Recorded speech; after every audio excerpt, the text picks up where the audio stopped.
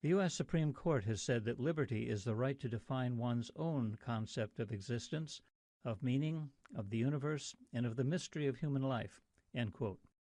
But this backward notion of liberty makes people captive to any notion that seems plausible to them at the time.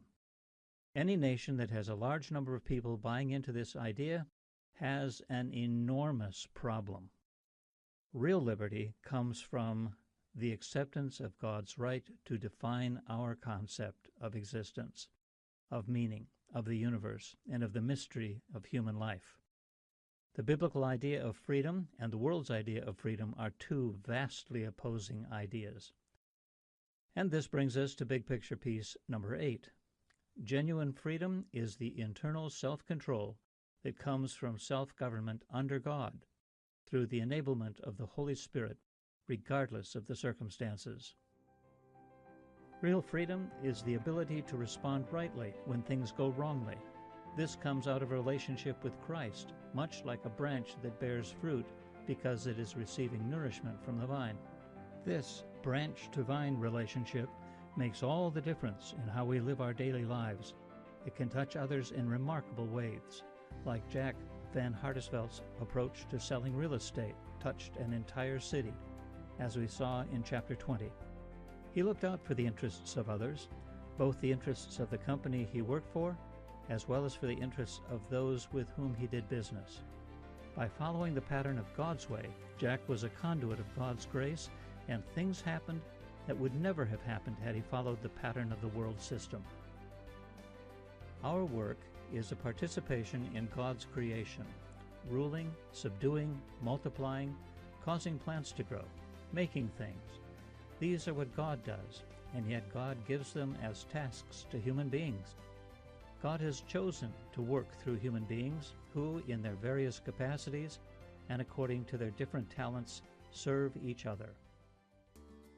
Work worth doing is any expenditure of energy, mental or physical, for pay or not, that rightly manages God's stuff and brings glory to Him by employing one's God-given gifts and abilities for the benefit of others, or prepares one to do so.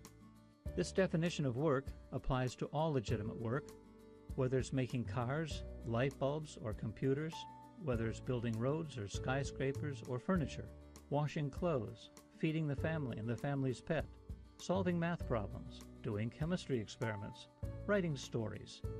Governing over all things to the glory of God is our calling as His designated rulers. Work at its core is an act of governance. Governance over wood, metal, cows, cotton, carrots. Governance over sound waves, electrical currents, and wind. Governance over computer keyboards, fiber optics, and digital images. Governance over things. Governance over words. And in the process, loving God and serving people.